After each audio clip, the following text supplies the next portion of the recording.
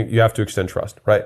But if we're talking a business partnership, well, then like we should have a track record here. We should have a large data set of behavior that I can look at in different circumstances where I know that you will behave in this way. And so for me, trust is believing that the person will act in ways that are similar to the way they have continued to act in the past, right? They're consistent. And I want to be real with you for a second. So I said this year was a tough year.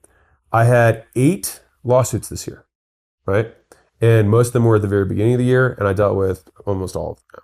And here's the part that people won't tell you.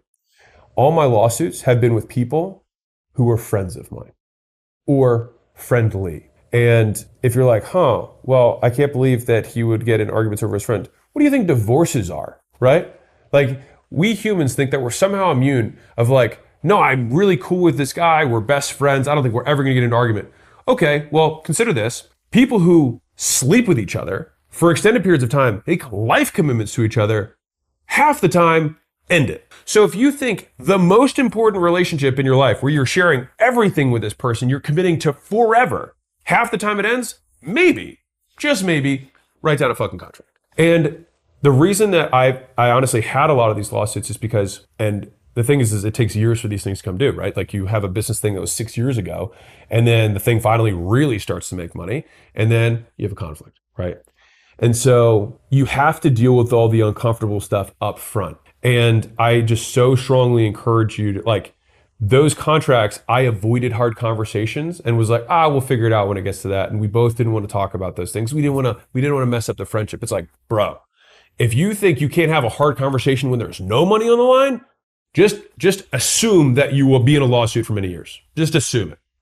And if you're not willing to have that hard conversation up front and you willingly will go into having multiple years of lawsuits on the back end, then you deserve it, right? And it's so avoidable, and it's likely that it's not going to work out because one or both of you can't have hard conversations, which is required for success. And so I unfortunately have the scars for this one. The contracts that I've done in the last couple of years are significantly better than the ones that I did 6-7 years ago, but those are the ones that are coming due now. And so the time that you should have great agreements was 20 years ago. The second best time is today. So just start with the frame of like, hey, I want everything in writing just so we have no misunderstandings, so there's no unspoken expectations. Because the last thing in the world that I would want is that I would disappoint you because you expect me to do something that I was unwilling to do or that I didn't know you wanted me to do. And so you can approach it from that perspective, and then you just have to say, hey, what happens if you don't want to be a partner with me anymore? What happens if I don't want to be a partner with you anymore? What happens if you die? What happens if I die? Right? What happens if we disagree on where we're going to put the money? Right? What happens if we disagree if we're going to sell? These are all things that you have to talk about.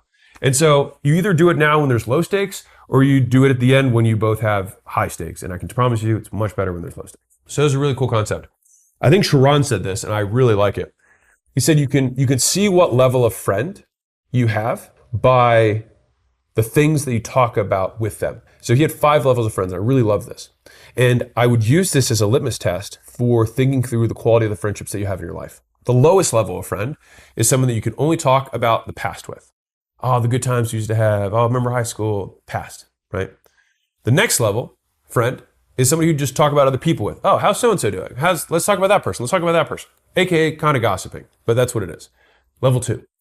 Level 3 friend is someone that you can talk about ideas with.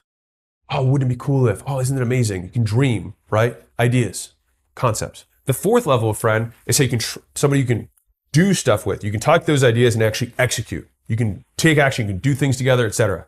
4th. And then 5th is friends that you can make, lose, and spend money with. And I believe that because for whatever reason, money is just one of those subjects that I think it just shows it shows how someone behaves around a reinforcer and what someone values. It just kind of cuts through the crap of everything. And so like Sharon, for example, is our president. Sharon and I have done deals together for like 5+ years. And we really started almost as, to use the Rockefeller quote, like, we are a friendship founded on business. And it has worked out great compared to most of the businesses I founded on friendship. And so we've just done lots and lots of deals together. We've had ups, we've had downs, we've made big calls. And I just have seen him in all the ups and downs of those years. And he's seen me, and we've been like, let's do more stuff together because it's so rare. And so at this point, could I have a handshake agreement with Sharon? Yes, totally. And we do have them on lots of different deals. On the really big stuff, we still write it out. Why? Just so we're on this literally the same page. And so I was just reminded of that this year. I'd be remiss to not say what I learned from the